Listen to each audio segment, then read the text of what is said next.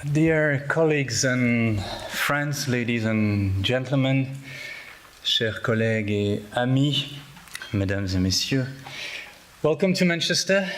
Bienvenue à toutes et à tous à Manchester.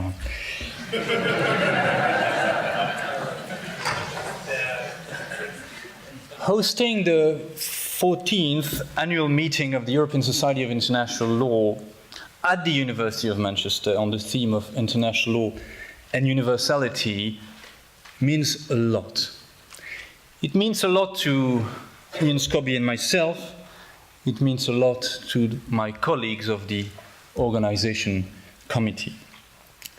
First, hosting an annual meeting of this society is a very honorific distinction for our institution. Annual meetings of the European Society of International Law are among the largest and most visible academic events in our discipline. We are thankful to the European Society of International Law for giving us such responsibility and for allowing us to perpetuate Manchester's strong and distinguished tradition in international law, as it was initiated by James Leslie Braley, Derek William Bowett, and Gillian White, to name only a few of our predecessors. Second, hosting an annual meeting of the European Society of International Law on Universality in Manchester is historically symbolic, and this has already been mentioned. In fact, Manchester is the place where Friedrich Engels wrote The Condition of the Working Class in England. At the time, the city was the center of world capitalism and the powerhouse of an empire. Manchester is where Emmeline Pankhurst conducted a lifelong campaign for women's vote. Manchester is where the Fifth Pan-African Congress that decisively entrenched the idea of decolonization of Africa took place and was convened in October 1945. In the history of the city of Manchester, just like in the history of international law, imperialism and resistance have always gone together. We are thankful to the Manchester City Council for supporting our effort to perpetuate the radical intellectual history of the city. Finally, hosting an international event dedicated to the controversial theme of universality comes with a strong epistemological message. It is a way to claim back the role of universities as intellectual places and as laboratories for innovative and radical thinking in humanities. As we all know, this is a role which is too often overlooked in global markets where teaching and research are reduced to commodities valued only in terms of contact hours, student satisfaction, and ranking. Organizing this annual meeting on such a theme, and on such a theme fundamental for international law, is for us a way to uphold the centrality of universities as platform for thought experiment in humanities. In this respect, we're very thankful to the University of Manchester, represented today by Professor Keith Brown, for sharing and supporting our efforts to stimulate innovative thinking about international law. We're also very thankful to the program committee, whose hard work has been instrumental in designing a program that will offer you a very unique and unprecedented intellectual experience in the next days. The identity of the members of the program committee can be found on page 4 of the conference brochure. We thank them very warmly. Well, as you may have realized, I have barely acknowledged the bilingual character of this learned society so far. Obviously, the few words of French I spoke at the beginning were just lip service. This may have struck you. This may have shocked you. It is true that the way I've treated the bilingualism of this society raised a number of questions that brings us straight into the very topic of this conference. How can a Frenchman justify that he's speaking in English, whereas his mother tongue is one of the official languages of the learned society he's addressing? Have I relinquished the power I have to reaffirm the role and weight of French in the discipline? Do I feel intimidated to speak French here? Is my forward move a manifestation of the global domination of English, a form of linguistic neocolonialism or cultural imperialism? Have I sold my soul to the empire? Am I surrendering? Are you surrendering? Well, hold on. What if the oppressor in the story was the French language? What if my freedom is precisely to speak English and emancipate myself from my mother tongue? What if speaking the language of the empire would precisely be what makes me free? What if the oppressed in the story is the native English speaker who has been deprived of her language? What if the hegemony is that of people like me who confiscate English to have their voice heard globally? And we'll get to cosmopolitanism. But hold on once again. What if the oppressed in the story are all the users of other language that the bilingual character of this learned society leaves out? What if bilingualism is just an imperialistic duopoly? What if the bilingualism of this society is a hegemony of sort? What if the oppressed are also those on whom French and English have been imposed through colonial ruling and subsequent bilingualism? After all, French and English are just some languages. As you may appreciate, I have not even started my substantive introduction of the theme of this conference. And questions of universality, particularity, counter-universality, resistance, alterity, hegemony, and empire are already with us.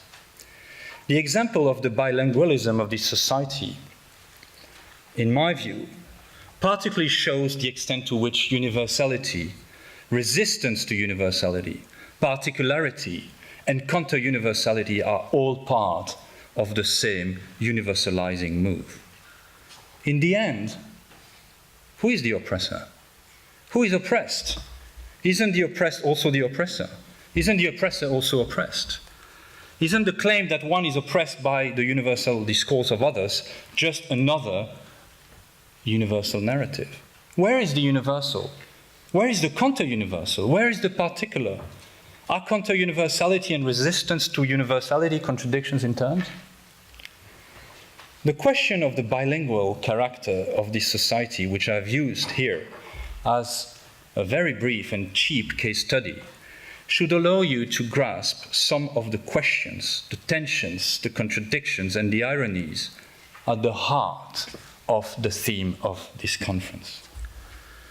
Allowing you to unmask these questions, tensions, contradictions, and ironies, and questioning some of our commonly accepted linear progress narratives have been among the main aims pursued by the program committee. Rather than producing a new series of universality narratives, or seeking to rehabilitate the universality of international law, the ambition of the program committee has been to provide you with a platform promoting disrupting thinking, contesting universality narratives of international lawyers. That's the main purpose of our exercise here. The contestation of universality narratives of international lawyers that lies at the heart of this program calls for two sets of observations. These two sets of remarks, of observations, are meant to situate the debates that will take place here in the next 3 days. My first set of remarks pertains to the very idea of contesting universality. Haven't we been here before? In this respect, it must be acknowledged that the contestation of universality narratives is not new in international legal scholarship. It is nowadays commonly contended that universality was an ethos, a credo, a consciousness, a branding, a self-justificatory narrative at the service of the establishment of a new professionalized discipline at the end of the 19th century. Since the professionalization of international law, universality has been conducive to the consolidation and legitimization of a new set of practices, as well as to the formation of the identity of a professional group. And this will be discussed in Forum 1 today and in Agora 9 tomorrow. Nowadays, we are all familiar with the dark sides of what used to be seen as a virtuous project, a virtuous universal project, defended at the time with genuine earnestness by well or supposedly well-intentioned international lawyers. We're now used to hearing that the universal project of international law has made a mess of the world, and that the invocation of the universality of international law has been complicit in some of the worst atrocities of the 19th and 20th century. Nowadays, many of us come to think that universality narratives, just like human rights, have ceased to be a tool for emancipation and progress. The imaginary possibilities of universality narratives in terms of emancipation and progress have been dramatically contested and diminished over the last decades. Universality is no longer catalyzing forces against oppression. Oppression is no longer fought in the name of universality. Restating the interest of one as characteristic of all has become suspect. Universality is nowadays the oppression. In the same vein, nowadays, most of us realize that our disciplinary histories are all organized around the same markers, all located in the West. Roman law, the scholastic, le droit public de l'Europe, the Reformation, the Peace of Westphalia, the Enlightenment, the 19th and 20th century, and so on. Nowadays, we realize that the historiographical imagination of international lawyers continue to revolve around the same figures, all white males found in the center: Gentili, Victoria, Grotius, Vattel, Lauterpacht, and Associates. Nowadays, we realize that even our critique of law and empire is similarly focused on Europe and European imperialism. The suspicion towards universality is pretty common nowadays. Very few international lawyers still experience a genuine feeling of earnestness towards universality narratives. Very few of us still believe in universality. And in that sense, the critical tone of this conference is certainly not unprecedented. Although suspicion towards universality narratives and universalization moves in international legal thought and practice is banal, the program committee has felt that such a critical engagement with universality had to be perpetuated. We are delighted that some of the most influential critics of universality narratives are with us during these 3 days. You will hear some of them in the opening discussion that will follow in Forum 1, devoted to the Forum 1 devoted to the invention of universality, in the opening discussion on the boundaries of international law, in Agora 1 on the universal and the particular, in Agora 5 on the resistance to universality, in Agora 11 on pluralism. Such critical take on universality narratives will also be discussed and further unpacked in relation to specific areas of international law and regimes in Agora 8 and 10 tomorrow, thereby bringing the critique of universality to new terrains. I told you the ambition is to be disruptive. The disruptive ambition of the program, as it has been envisaged by the program committee, calls for a second set of observations. This second set of observations pertains to the very idea of disrupting universality within the framework of an annual meeting of the European Society of International Law taking place in Manchester. The second set of observations I will formulate in a moment raise, in my view, very fundamental questions about the credibility of what we are attempting here. You know, when one inhabits the center, everything looks universal. When one inhabits the center, one does not see the hegemony, the imperialism, the symbolic violence against the periphery. When one inhabits the center, alterity boils down to refreshing exotism.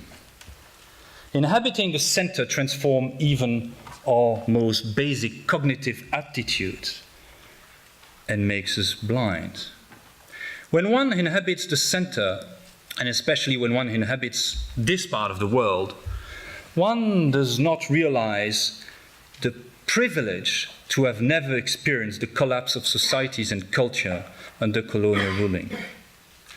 When one inhabits the center, one never experiences both the humiliation and the pride of having to subject oneself to the standards of entry to the universe of the center. When one inhabits the center, can one seriously speak about universality? To put it a bit bluntly, can we seriously take the thought on universality of a white Western male standing in front of you who grew up in the former colonial power, was educated in the West, and secured this academic position in part because he's a white male from the West? Can we take seriously what a learned society based in Europe and primarily composed of Western and white scholars has to say about universality? Can we seriously and credibly do what we do here? Well, if this conference were exclusively on geographical and spatial universality in international law, I believe that the irony, the sad irony I've just mentioned, would prove compelling. As far as I am concerned, I would feel very uncomfortable standing in front of you today if the topic was exclusively geographical and spatial universality. Yet, as you can infer from the program, geographical universality, spatial domination and colonialism, which are examined in Agora 3 and Agora 7, only constitutes one of the many dimensions of the questions of universality that we engage with here. The broadening of the idea of universality beyond its geographical and spatial dimension has been one of the major choices of the program committee. For the program committee, the question of universality is much more multidimensional and goes far beyond the question of geographical universality in international law and the imposition of international law through colonial ruling, force, or coercion. When preparing this conference, many of us in the program committee actually thought that colonialism itself is too restrictive a notion to apprehend what we are going after. In fact, colonialism is a notion that fails to capture the huge variety of symbolic violence at work in the world in the practice of international law and in our profession. In fact, debates on colonialism are too often construed in a way that makes them a convenient strategy of denial or responsibility avoidance. Debates on colonialism, especially when they are carried out in the West, perpetuates imperialistic moves as they prejudge the damage, the sufferance, and the needs of the oppressed under colonial ruling. In our view, that means in the view of the program committee, the perspective of neo-colonialism does not do the trick either. The symbolic violence at work in the world and international law is too diffuse to be captured, discussed, critiqued through neo-colonialism. If our critique in the next days were to focus only on colonialism, it would miss a big part, or it would miss out on a big part of the picture.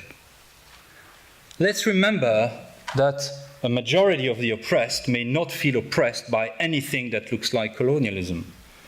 Many of the wrongs suffered outside the West cannot even be translated in international legal categories.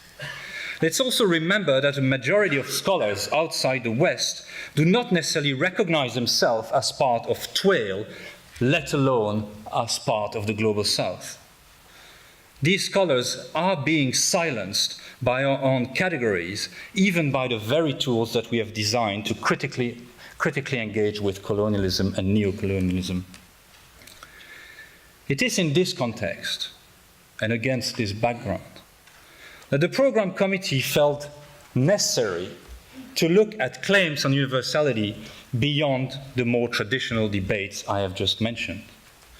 As a result, the conference program includes critical engagement with universality narratives in relation to a wide range of objects, and I invite you to open your brochure. Gender, this will be the object of the opening session. The idea of the human or humanity, this will be Forum 3 tomorrow. Health, this will be Forum 4. Language, this will be Agora 12. Time, this will be Agora 4. Teaching, this will be Agora 6. Adjudicatory practices, this will be Forum 2 today and Agora 2 tomorrow. This broadening of the notion of universality beyond its traditional geographical and spatial sense is what allows the program to explore the contentious issues of boundaries, inclusiveness, exclusiveness, and all the mechanisms of inclusions and inclusion that come with international law. And that will be particularly discussed in Agora 1 and in Agora 5. Well, broadening the notion of universality as we've done does not spare us from delineating what we mean by universality. Let me now say a few words about the meaning of universality for the sake of the program of this conference. You may be expecting a definition from us, something tangible, well delineated, determinate, something you can mechanically apply and refer to in the next days, something easy. After all, isn't a solid, common, and overarching definition the best way to provide a conference with consistency and a common thread? Isn't that the very purpose of an introductory report, to set the stage by imposing a common definition on all our debates? I've better say it right away. If this is your expectation, you will be disappointed.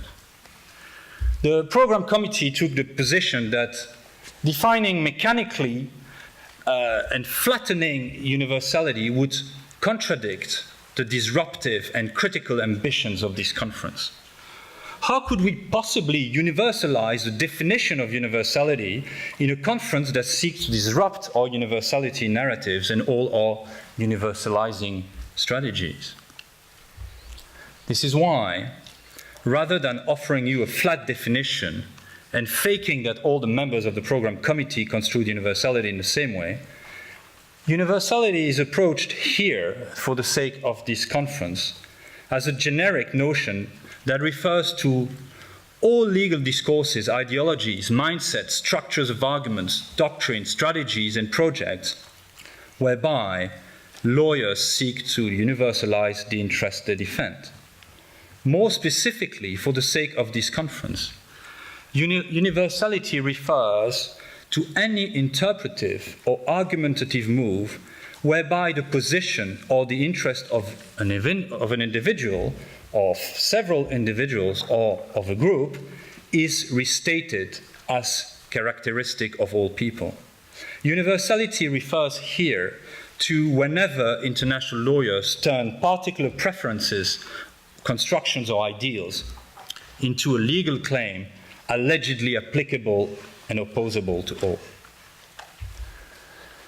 At this stage, you may think that the program committee went from one extreme a very narrow focus on geographical and spatial universality, to another extreme, that is an overly diluted and all-embracing idea of universality.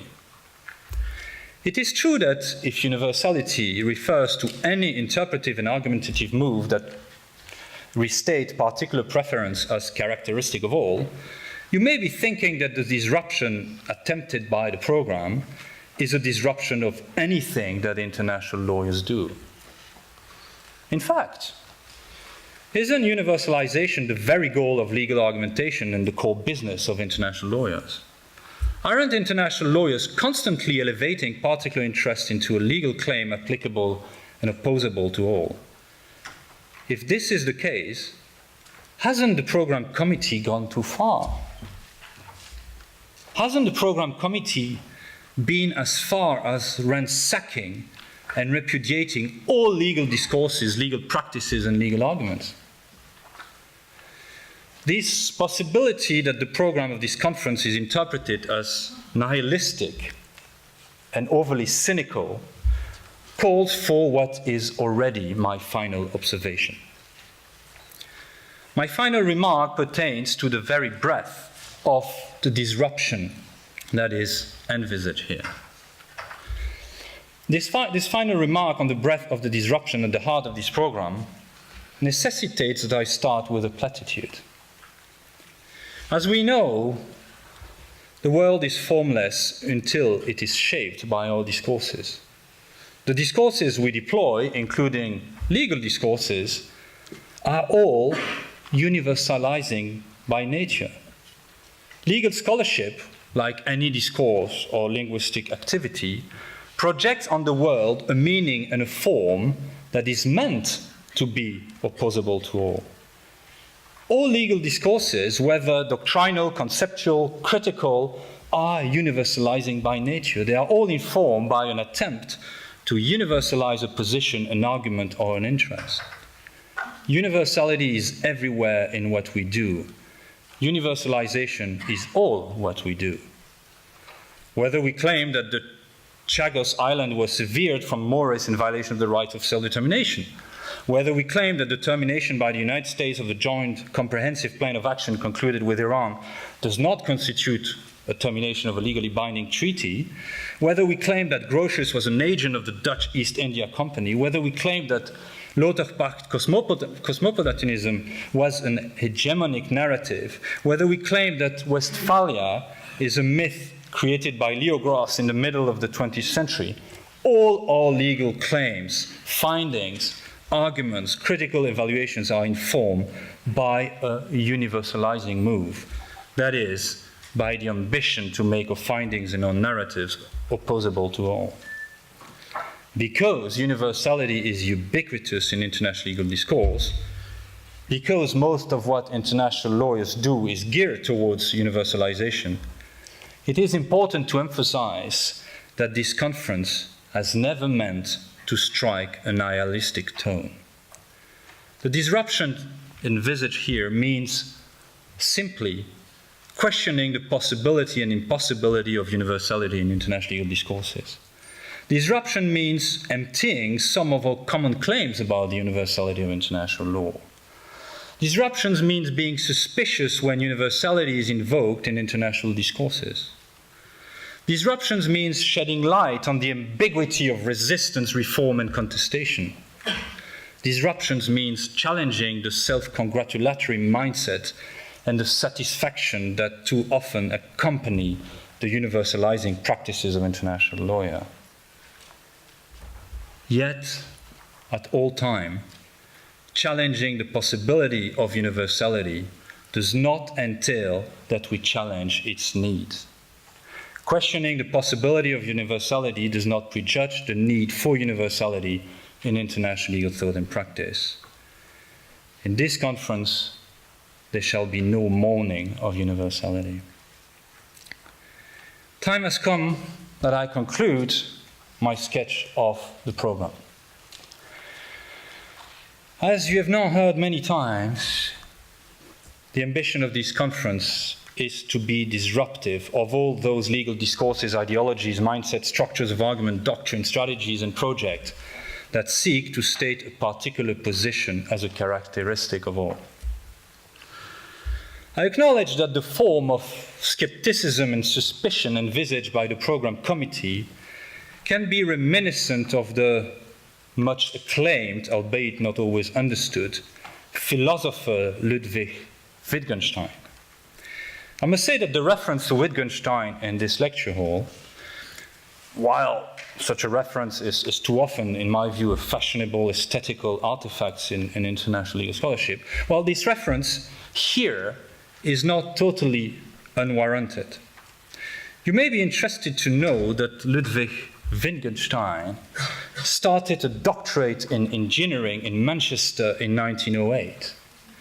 In 1911, he was successful in patenting a propeller blade engine that is now used in all helicopters in the world.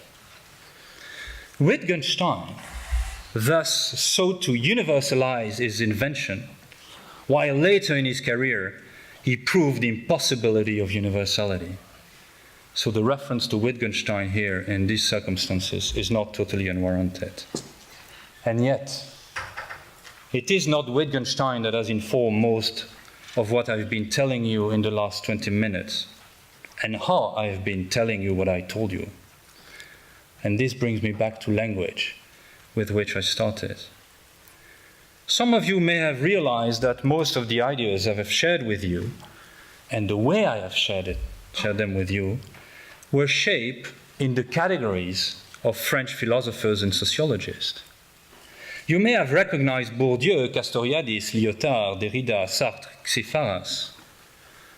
This means that although I spoke English all the way, not even trying to infuse my speech with some niceties in French, I was using the categories of French philosophies and sociology. Under the guise of my subjection to English, it was French thought all the way. What looks universal, just like what looks like resistance to universality, ought to be constantly questioned. The universal may just be a particular turned dominant, and the particular may just be a variant of a universalizing strategy. The oppressed can be the oppressor, the loser may be the winner, the victim of imperialism is also the hegemon. Universalizing practices hide what they do.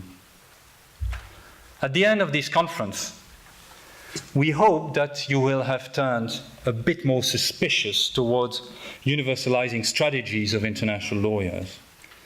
At the end of this conference, we hope that you will be more aware that behind international lawyers' universalizing moves, there are oppressed and oppressors, there are winners and losers. At the end of this conference, we hope that you will be sensitive to the idea that universality can never be a reason for triumphalism and self-congratulation. This sensitivity for disruption is a form, and it has been said already, is a form of intellectual radicalism. Intellectual radicalism is the spirit of Manchester. I wish you all a fruitful intellectual experience in the next 3 days, and I thank you for your attention. Merci.